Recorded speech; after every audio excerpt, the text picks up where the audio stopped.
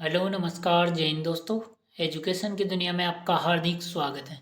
आप देख रहे हैं द विकास संस्कृत शो, जिसमें हम चर्चा करने वाले हैं स्वर व व्यंजन और उनके उच्चारण स्थानों के बारे में। और अंत में हम चर्चा करेंगे जो पिछली परीक्षाओं में प्रश्न आए हुए हैं उनकी। तो हम सबसे पहले जानेंगे कि वर्ण या अक्षर कौन कौन से हैं और कितने हैं, और इनमें भी स्वर कौन कौन से हैं, व्यंजन कौन कौन से हैं। और ये भी हम दो प्रकार से अध्ययन करेंगे, एक तो माहेश्वर सूत्र के अनुसार और दूसरा पाणिनीय शिक्षा के अनुसार। फिर अंत में हम उनके उच्चारण स्थानों के बारे में भी अध्ययन करेंगे। तो सबसे पहले हम किसके बारे में पढ़ेंगे? माहेश्वर सूत्रों के अनुसार स्वर व व्यंजन। किसके अनुसार? माहेश्वर सूत्र के अनुसार। माहेश्वर सूत्रों की संख्या कितनी है? 14। चतुर्दश कौन कौन से? अयूण, ऋदृक, एवं, अयौच, हयवरट, लण, यमंगलम, झपय, गणदस, जबगणदस, खप छठत चढ़तव, कपय, ससर, हल। जब माहेश्वर सूत्रों में से हम स्वर और व्यंजन वर्ण पढ़ेंगे तो इनमें जो है हल अंत अंतिम, इनको शामिल नहीं करते, क्योंकि इनकी होती है इत संज्ञा और इत संज्ञा वाले का करते हैं हम लोप, यानी इनको हम शामिल नहीं करेंगे। अब देख लेते हैं कि माहेश्वर सूत्रों में से स्वर कौन कौन से हैं। ए ई उ री लृ ए ओ ऐ औ कितने हैं? ए ई उ री लृ कितने हैं? 5। आगे है ए ओ ऐ औ कितने हैं? 4। जो ये 5 हैं इनको कहेंगे मूल स्वर या ह्रस्व स्वर, मूल स्वर या ह्रस्व स्वर। और जो 4 हैं ए ओ ऐ औ इनको कहेंगे दीर्घ स्वर या संयुक्त स्वर, दीर्घ स्वर या संयुक्त स्वर। किसके अनुसार है ये? माहेश्वर सूत्रों के अनुसार। कुल स्वर कितने हुए? 9। कुल कितने हुए? 9। प्रश्न बने कि माहेश्वर सूत्रों के अनुसार ह्रस्व स्वर कितने हैं? 5।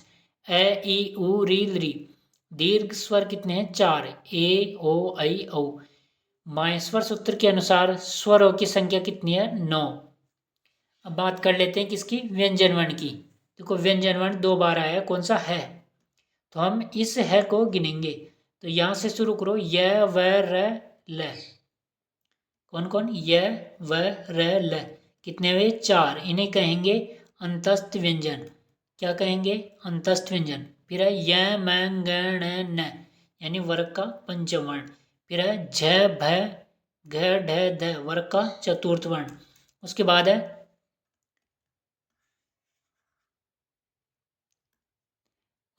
ज ब ग ड द, यानी वर्ग का तृतीय वर्ण।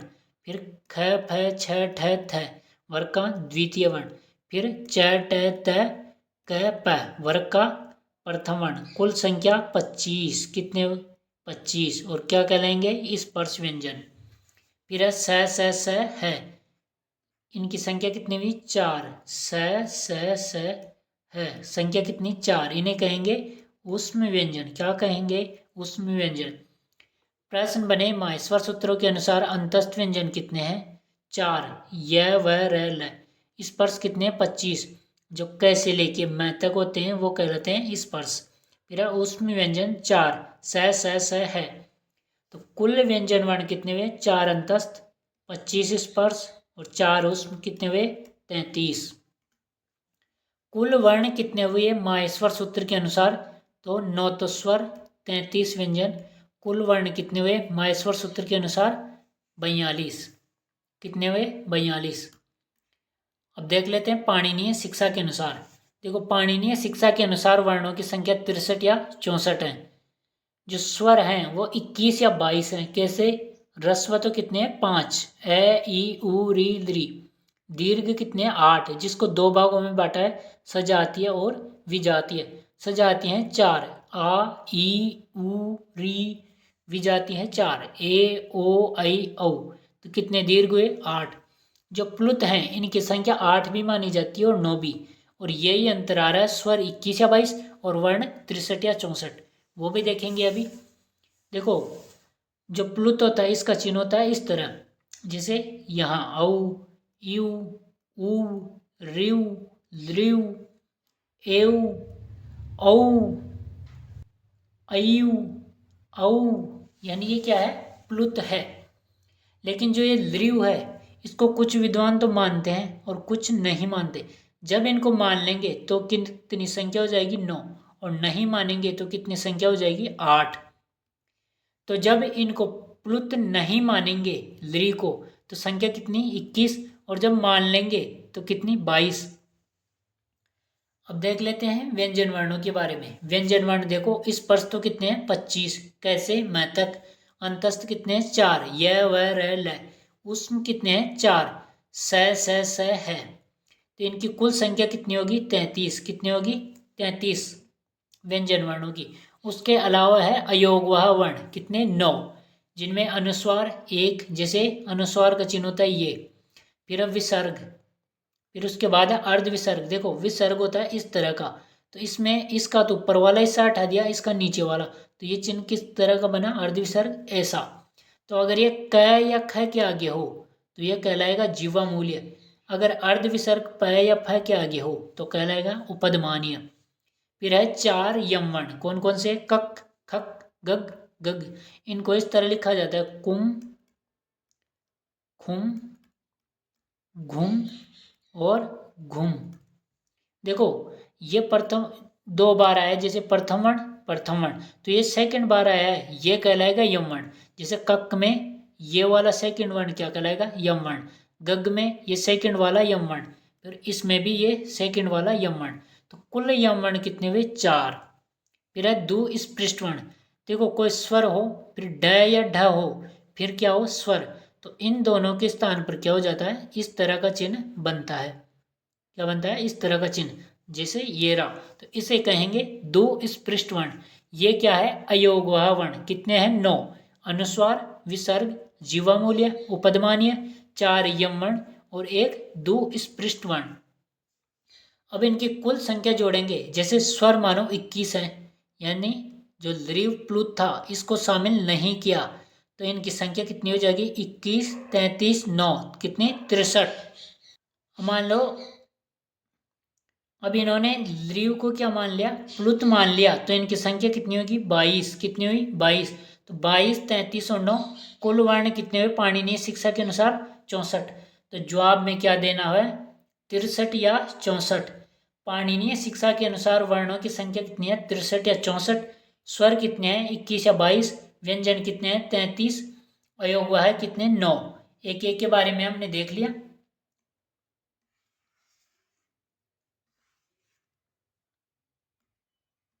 अब आप एक बार इसका स्क्रीनशॉट ले लीजिए।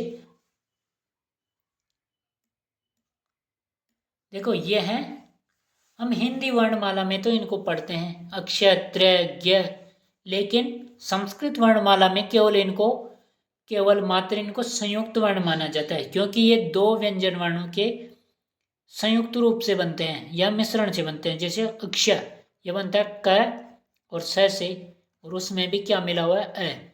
तो दो व्यंजन वर्णों के मिलने से बना है क और श से। त्रय बनता है त और र से, और उसमें भी अ मिला हुआ है। जैसे ज्ञ, इसमें मिला हुआ ज और य, और उसमें भी अ मिला हुआ है, यानी दो व्यंजन वर्णों के मिश्रण से। फिर है स्र, इसमें स, र, फिर उसमें मिला हुआ अ।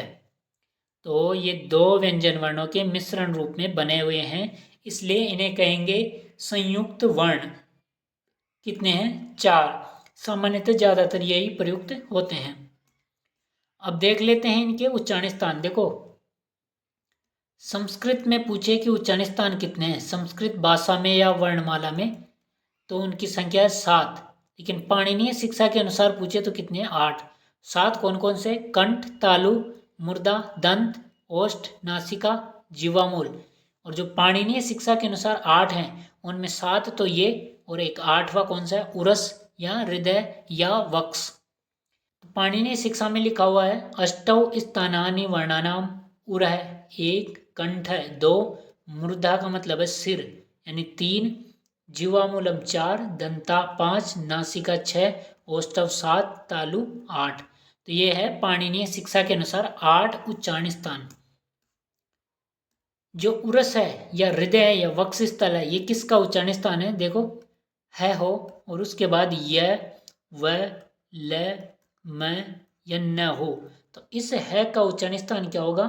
उरस, हृदय या वक्ष। देखो उदाहरण के तौर पर बाह्य, बाह्य में है में क्या है? अ, य। तो है में इस है का उच्चारण स्थान क्या होगा? उरस। जैसे है में क्या है? वह। तो इस है का उच्चारण स्थान उरस कहलाएगा। है उसके बाद क्या है? ल। इस है का उच्चारण स्थान उरस कहलाएगा। ब्रह्मा में है फिर उसमें मैं, तो इस है का उच्चारण स्थान उरस। चिन्ह में क्या है? फिर उसमें भी न, तो इस है का उच्चारण स्थान क्या कहलाएगा? उरस या हृदय। वैसे हम आगे अध्ययन करेंगे कि है का उच्चारण स्थान क्या होता है? कंठ। लेकिन अगर है के बाद में य, व, ल, म, न हो तो उच्चारण स्थान क्या बताना है? उरस, हृदय या वक्ष। अब देख लेते हैं। अकु है विसर्जनीय नाम कंठ है, यानी ए का, कु का मतलब कवर का, है का और विसर्ग का उच्चारण स्थान क्या है? कंठ है। क्या है? कंठ। इचु ये सा नाम तालु, ई चू मतलब च वर्ग, च, छ, ज, झ, झिया, इनका य, स, इनका उच्चारण स्थान क्या होगा? तालु। फिर है रीटू रसाणाम मूर्धा, री का, ट वर्ग का, र और स, इनका उच्चारण स्थान क्या होगा? मूर्धा।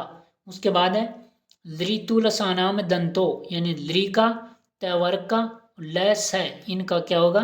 दंतः। क्या होगा? दंतः। उपपदमानीय नाम ओष्ठौ, यानी उ का, पु यानी प वर्ग का, और जो उपदमानीय थे प या फ के आगे अर्ध विसर्ग, इनका क्या होगा? उच्चारण स्थान ओष्ठ। क्या होगा? ओष्ठ। फिर है यमंगना नाम नासिका च, य, म, ङ, न, इनका क्या होगा? नासिका। य, म, ङ, न, एक तो क्या होगा? नासिका। दूसरा च का मतलब है इनके वर्ग के अनुसार। जैसे ये किस वर्ग का है? च वर्ग का। तो च वर्ग का क्या है? तालु। तो य का एक उच्चारण स्थान तो क्या होगा? नासिका, और दूसरा क्या हो जाएगा? तालु।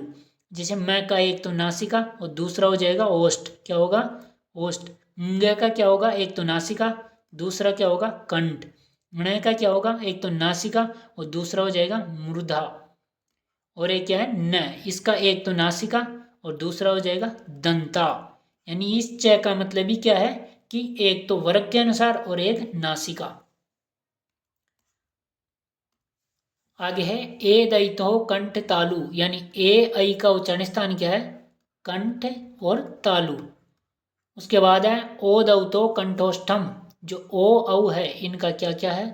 कंठ और ओष्ठ। फिर है वकार से दंतोष्टम, जो वह है इसका क्या है? दंत और ओष्ठ।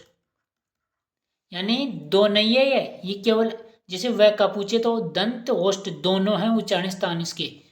जीवा मूल्य से है जीवा मूलम, यानी जो जीवा मूल्य है, यानी क या ख के आगे अर्ध विसर्ग है, उनका उच्चारण स्थान क्या है? जीवा मूलम। क्या है? जीवा मूलम। उसके बाद है नासिका अनुस्वार से, जो अनुस्वार है इस तरह का, इसका उच्चारण स्थान क्या है? नासिका। क्या है? नासिका। और विसर्ग का उच्चारण स्थान क्या है? विसर्ग का था कंठ है। क्या था? कंठ। आगे है 10 वर्णों के दो दो उच्चारण स्थान होते हैं।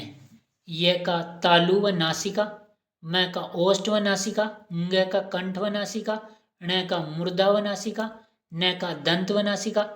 ए और ऐ कंठ व तालु, ओ औ का कंठ ओष्ठ और व का दंत ओष्ठ। यानी कुल कितने हुए?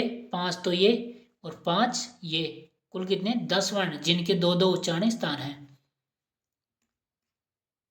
आगे है अनुनासिक संज्ञा सूत्र, यानी अनुनासिक किसे कहेंगे? मुख नासिका वचनो अनुनासिका, यानी जिसका उच्चारण मुख और नासिका मतलब नाक दोनों से होता है, यानी मुख से और नासिका से, उसे क्या कहेंगे? अनुनासिक। क्या कहेंगे? अनुनासिक। तो प्रश्न बने कि नासिका के सहयोग से कौन कौन उच्चारित होता है, यानी किस किस का उच्चारण किया जाता है? तो य, म, ङ, न 5 तो ये। फिर जो 9 स्वर थे उनको अनुनासिक मान लिया जाता है। तो अ, ई, उ, री, लृ, ए, ओ, ऐ, औ, ये 9 स्वर हैं जिन्हें अनुनासिक मान लिया जाता है। तब इनकी उच्चारण होता है किससे? नासिका से। फिर आगे है य, व, ल द्विधा, यानी य, व, ल ये अनुनासिक होते हैं, यानी अनुनासिक का चिन्ह है ये चंद्र बिंदु। जब ये अनुनासिक होते हैं तो इनका उच्चारण स्थान क्या होगा? नासिका। फिर है यम वर्ण, 4 यम वर्ण पढ़े थे हमने, कुम खुम घुम घुम, तो इनका उच्चारण स्थान क्या होगा? नासिका। फिर है अनुस्वार, अनुस्वार का भी उच्चारण स्थान क्या होगा? नासिका।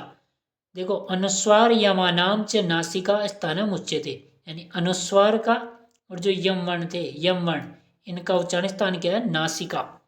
तो कुल नासिका के संयोग से उच्चारित वर्ण 22, 5 तो पंचमण, 9 स्वर, 3 यवल, 4 यमन, 1 अनुस्वार, कुल कितने? 22। आइए अब प्रश्नों से अभ्यास कर लेते हैं और पिछली परीक्षाओं में जो जो प्रश्न आए हुए हैं उनकी भी चर्चा हम करेंगे। वर्ण से कति भेदा, वर्ण के भेद, एक तो स्वर और दूसरा व्यंजन, 2 भेद होते हैं, तो कितने? 2। संस्कृत व्याकरणे पाणिनीय शिक्षा अनुसारम कति वर्णा स्वीक्रियन्ते, यानी संस्कृत व्याकरण में पाणिनीय शिक्षा के अनुसार कितने वर्ण कितने हैं? कौन से वर्ण? तो हमने देखा था वर्ण कितने थे? 63 या 64। कैसे विभाजन किया था? एक तो स्वर, स्वरों की संख्या 21 या 22। फिर हमने देखा था व्यंजन, व्यंजन की संख्या कितनी थी? 33। फिर अयोगवाह, अयोगवाह की संख्या कितनी थी? अयोगवाह की संख्या थी 9। जब इनको 21 माना था तो कितनी संख्या हुई थी? 63। जब 22 माना था तो संख्या कितनी हुई थी? 64। तो यहाँ पूछा गया पाणिनीय शिक्षा के अनुसार वर्ण कितने हैं? त्रिषष्टि, चतुष्षष्टि व 63 अथवा 64। प्रश्न है माहेश्वर सूत्रेषु अच वर्णः कति सन्ति। माहेश्वर सूत्रों के अनुसार अच वर्ण, अच मतलब जो स्वर हैं, वो कितने हैं? ये प्रश्न बना है रीट पात्रता 2022 में। देखो, हमने अध्ययन किया था जो मूल स्वर या ह्रस्व स्वर थे, इनकी संख्या थी 5। कौन कौन से? ए, ई, उ, री और लृ। उसके बाद दीर्घ का अध्ययन किया था हमने, दीर्घ या संयुक्त, इनकी संख्या कितनी थी? 4। ए, ओ, आई और औ, कुल कितने हुए थे? 9। तो यहाँ किसके अनुसार पूछा है? माहेश्वर सूत्रों के अनुसार अचवर्ण, तो कितने? 9। चतुर्दश माहेश्वर सूत्रेषु स्वर वर्णानाम संख्या अस्ति, ये भी रीट पात्रता 2021 में है। जो माहेश्वर सूत्र हैं उसके अनुसार स्वर वर्ण कितने हैं? तो इसका जवाब क्या होगा? 9। 5 तो ह्रस्व और 4 दीर्घ। अचय कथ्यन्ते, ये रीट पात्रता 2022 में है। देखो, कहा गया है अचह स्वरा, अचह स्वरा, यानी जो अच प्रत्यार के वर्ण आएंगे वो क्या कहलाएंगे? वो कहलाएंगे स्वर। फिर कहा जाता है हलह व्यंजनानी, हलह व्यंजनानी, यानी जो हल प्रत्यार के हैं वो क्या कहलाएंगे? व्यंजन। फिर कहा जाता है अलह, अलह वर्णा, यानी जो अल प्रत्यार के हैं, किसके? अल प्रत्यार के, वो कहलाएंगे वर्ण। तो यहाँ किसके बारे में पूछा? अचह, अचह स्वरहा, हलय व्यंजनानि, हलय व्यंजनानि। पाणिनीय शिक्षायाम स्वर वर्णा एकोनविंशति, यानी 19, विंशति 20, एक विंशति 21, त्रिषष्टि 63। तो हमने पाणिनीय शिक्षा के अनुसार देखो, ह्रस्व तो पढ़े थे कितने? 5। दीर्घ कितने थे? 8। कौन कौन से? 4 तो सज आती है, आ, ई, उ और री। फिर 4 थे ए, ओ, आई, औ। इनकी दीर्घ की कितनी संख्या थी? 8। फिर हमने देखा था प्लुत, प्लुत की संख्या 8 या 9।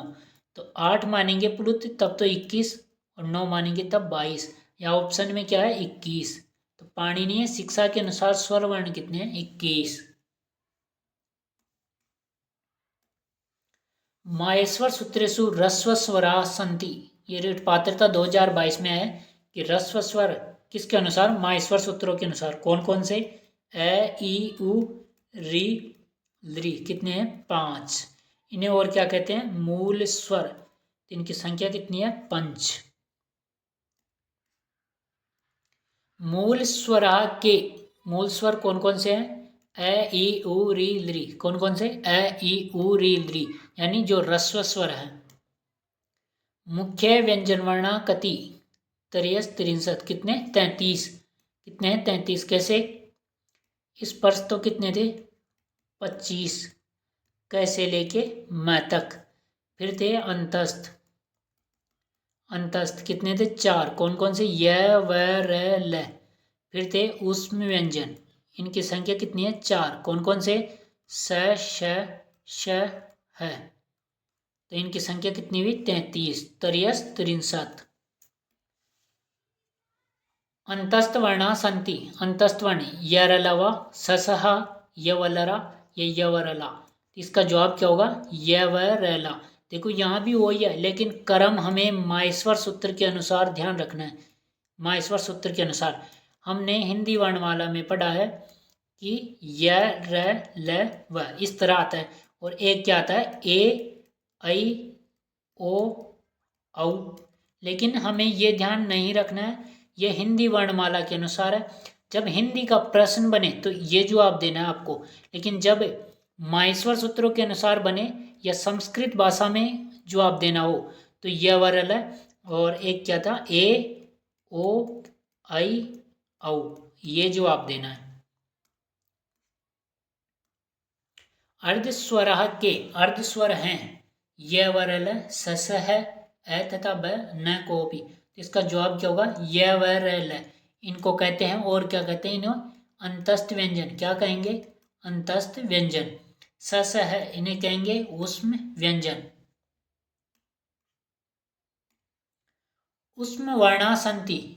ऊष्म वर्ण है अचह अचह स्वरा कादियो मावसाना स्पर्शा, यानी कैसे लेके जो मैं तक है वो क्या कहेंगे? स्पर्श। और अच प्रत्यार के स्वर य व ला, ये क्या है? अंतस्थ। क्या है? अंतस्थ। या और क्या कहते हैं इन्हें? अर्धस्वर। अर्धस्वर। और जो स है, इन्हें क्या कहेंगे? ऊष्म व्यंजन। क्या कहेंगे? ऊष्म व्यंजन। यम अनुस्वार विसर्ग जीवामूल्य उपदमानिया कथ्यन्ते योगवह अयोगवह निपाता यमा। तो इन्हें कहेंगे अयोगवह। कौन कौन से? यम वर्ण, अनुस्वार, विसर्ग, जीवामूल्य जीवामूल्य और उपदमानीय उपदमानीय। यम वर्ण कितने थे? 4। दुस्पृष्ट कौन सा था? कौन सा? दुस्पृष्ट, ये इस तरह का था, इसे कहेंगे दुस्पृष्ट वर्ण। तो ये क्या थे? अयोगवह है। कुल संख्या कितनी थी? 9। ककारात पूर्व अर्ध विसर्ग है बहुती, यानी जो क के आगे यानी अर्ध विसर्ग है उन्हें क्या कहेंगे? जीवामूल्य। क्या कहेंगे? जीवामूल्य। और जो प या फ के आगे, प या फ के आगे, उसे कहेंगे उपदमानीय। निम्नांकेतिषु दुस्पृष्ट वर्ण अस्ति, यानी कौन सा दुस्पृष्ट वर्ण है? ड ड़।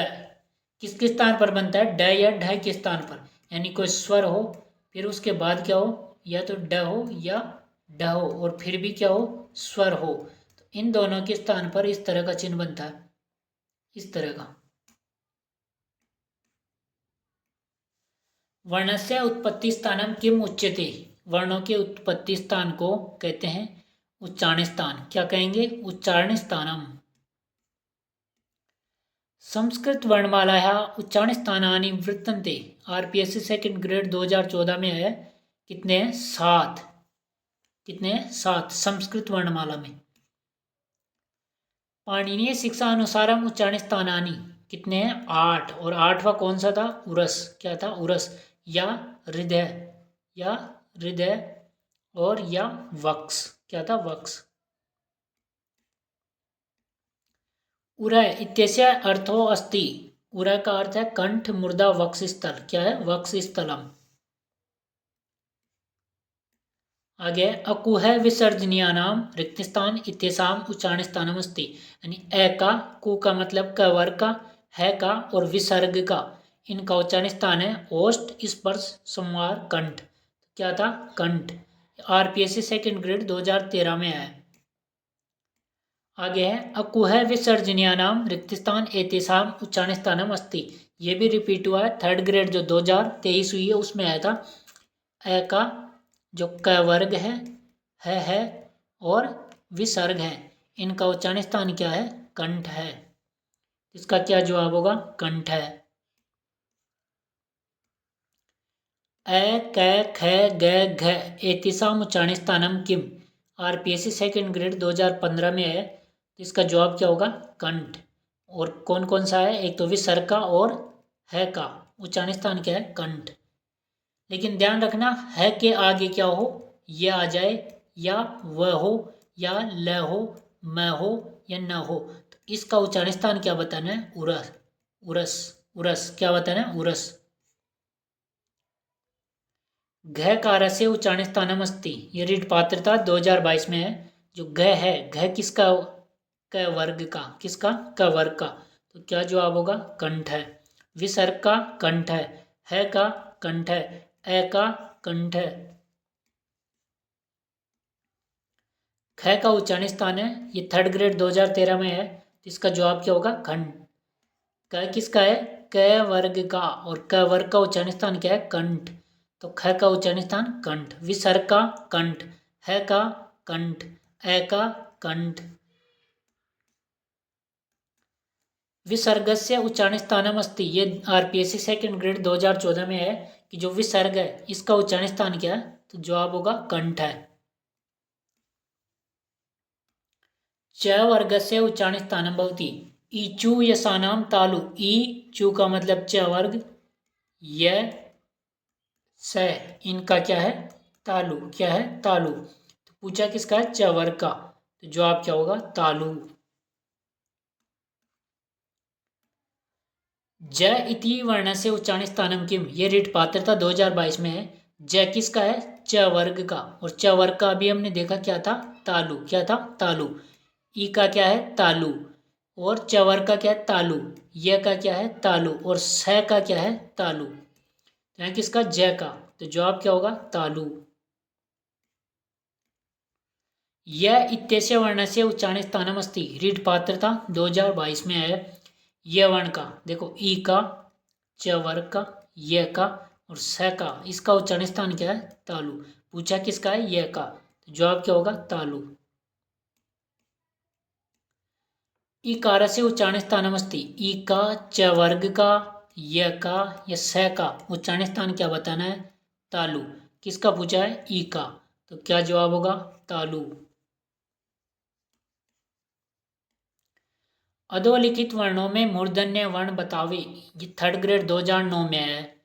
यानी जो मुर्दा से उच्चारित वर्ण है वो कौन कौन से हैं? देखो मुर्दा से है री, टू मतलब ट वर्ग, र और षटकोण वाला स। यानी ये किससे उच्चारित है? मूर्धन्य से। तो देखो री, ट वर्ग, फिर र स, इसका सही जवाब क्या होगा? री टू रसाणाम मूर्धा।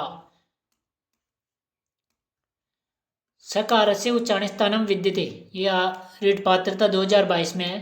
तो देखो हमने देखा था री, ट वर्ग, र और स, इनका उच्चारण स्थान क्या है? मूर्धा। क्या है? मूर्धा। तो किसका पूछ रहा है? स का, इसका जवाब क्या होगा? मूर्धा।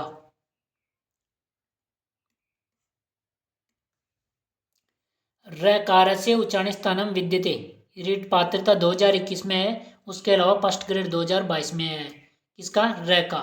तो अभी हमने देखा था री, ट वर्ग, र और स, इसका क्या था? मूर्धा। क्या था? मूर्धा। जवाब क्या होगा?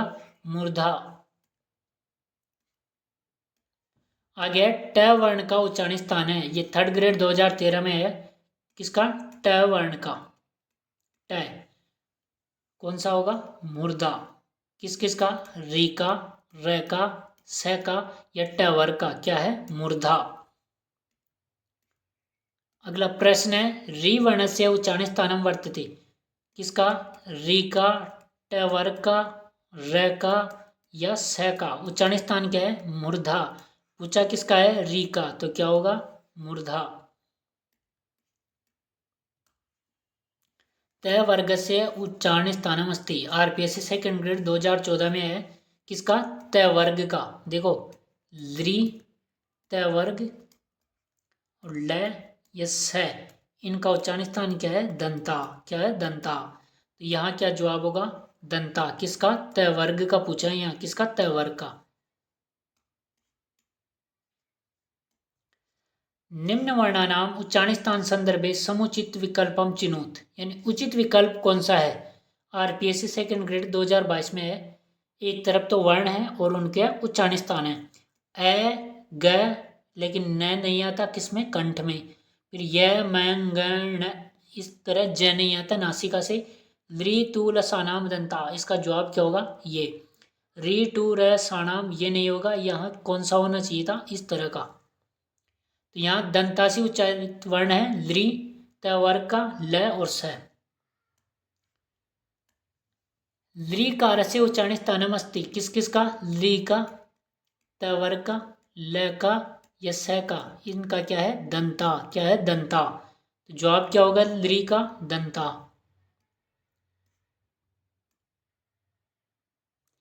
सकार से उच्चारण स्थानम अस्ति, किसका, इसका, लृ का, त वर्ग का, ल का और स का।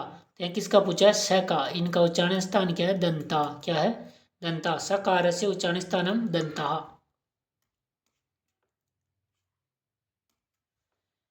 प वर्ण से उच्चारण स्थानम अस्ति, किस किस का, देखो, एक तो प वर्ग का, एक उ का और एक उपदमानीय प या फ के आगे अर्ध विसर्ग। इनका उच्चारण स्थान क्या होगा, ओष्ठ। क्या होगा, ओष्ठ। किसका पूछा, प वर्ण का, इसका क्या होगा, ओष्ठौ।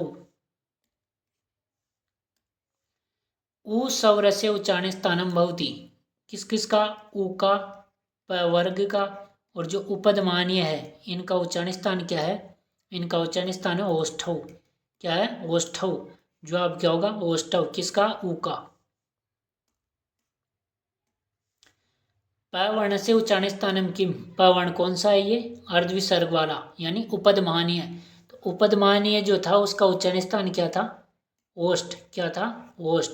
प वर्ग का क्या है, ओष्ठ। क्या है, ओष्ठ। उ का क्या है, ओष्ठ। आगे है जीवा मूल्य वर्ण से उच्चारण स्थानम भवति, जो जीवा मूल्य वर्ण था कौन सा, क या ख के आगे अर्ध विसर्ग, इसका उच्चारण स्थान क्या था, जीवामूलम। क्या था, जीवामूलम। नासिक्य वर्णा संति, यानी नासिका से उच्चारित वर्ण कौन से इनमें, कचट तपन नहीं, यवरल नहीं, यमंगणदम, यानी जो पंचवर्ण थे वो किससे उच्चारित थे, नासिका से। इंग वर्ण से उच्चारणम अस्ति, यानी जो इंग है इसका उच्चारण स्थान एक तो ये किस वर्ग का, क वर्ग का, और क वर्ग का उच्चारण स्थान था कंठ। क्या था, कंठ। तो इसके अनुसार एक तो होगा कंठ, और दूसरा जो पंचवर्ण थे उनका उच्चारण स्थान हमने देखा था क्या था, नासिका। तो एक क्या होगा, नासिका। तो इसका जवाब क्या होगा, कंठ और नासिका। अगर ऑप्शन में दोनों आ जाए, यानी ए में क्या हो, कंठ हो, और जैसे ब ऑप्शन में क्या हो, नासिका हो, तो आपको इनका जवाब क्या देना होगा, वर्ग के अनुसार ही देना होगा। लेकिन यहाँ दोनों दे रखे हैं तो कंठ और नासिका कर सकते हैं। अगर ऑप्शन में कंठ नहीं है, नासिका है, तब आप केवल नासिका जवाब दे सकते हैं। लेकिन नासिका और कंठ दोनों आ जाए ऑप्शन में तो आपको कंठ जवाब देना होगा, वर्ग के अनुसार ही जवाब देना होगा। अनुस्वार से उच्चारण स्थानम किम, यानी जो अनुस्वार था इसका उच्चारण स्थान क्या था, नासिका। क्या था, नासिका। रीट पात्रता 2022 में आ चुका है। उसके अलावा ए कार से उच्चारण स्थानम किम, किस किस का, ए का, ऐ का, क्या था, कंठ और तालु। क्या था, कंठ तालु। कंठ तालु। कंठोष्ठ किसका था, ओ का और औ का। ओ औ का उच्चारण स्थान क्या था, कंठोष्ठ। नासिका किसका, यम वर्ण का, और उसके अलावा जो पंचम थे उनका, और यम वर्ण का और अनुस्वार का क्या था, नासिका। तो यहाँ किसका पूछा है, एकार का, तो कंठ तालु।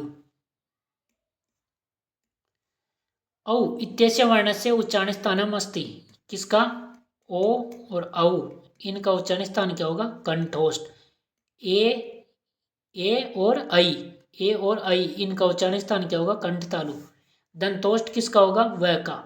ये किस में पूछा है, रीट पात्रता 2022 में, कि औ का उच्चारण स्थान क्या है, तो जवाब क्या होगा, कंठोष्ठ। क्या होगा, कंठोष्ठ। ओकार से उच्चारण स्थानम अस्ति, आरपीएससी सेकंड ग्रेड 2023 में आए। ओ और जो औ है इनका उच्चारण स्थान क्या है, कंठोष्ठ। क्या है, कंठोष्ठ। ए और ऐ का क्या होगा, कंठ तालु, और दंतोष्ट किसका होगा? व का। किसका? व का। अधोलिखितेषु दंतोष्ठ्य वर्ण का, यानी इनमें से दंतोष्ठ्य वर्ण, यानी दंत और ओष्ठ से किसका उच्चारण होता है? इनमें से किसका? व का। ये रीट पात्रता 2022 में है, जो आप क्या होगा? व। वकार से उच्चारण स्थानम वर्तते, ये आरपीएससी फर्स्ट ग्रेड 2013 और सेकंड ग्रेड 2018 में आ चुका है कि जो व है इसका उच्चारण स्थान क्या है? तो क्या होगा? दंतोष्ठ। कंठ तालु किसका है? ए ऐ का। कंठोष्ठ किसका? ओ और औ का। किसका? ओ औ का। वकार से उच्चारण स्थानम अस्ति, थर्ड ग्रेड 2023 में। देखो प्रश्न बहुत बार रिपीट होते हैं क्योंकि उच्चारण स्थान तो यही है और ऑप्शन में भी यही मिलेंगे आपको। तो व का उच्चारण स्थान क्या होगा? दंतोष्ठ। क्या होगा? दंतोष्ठ। कंठ तालु किसका? ए ऐ का। कंठोष्ठ किसका? ओ औ का।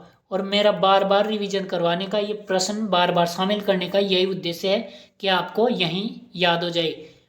वकार का क्या है? दंतोष्ठ है। कति वर्णानाम उच्चारण स्थानम द्वयम, यानी कितने वर्ण हैं जिनके उच्चारण स्थान दो हैं?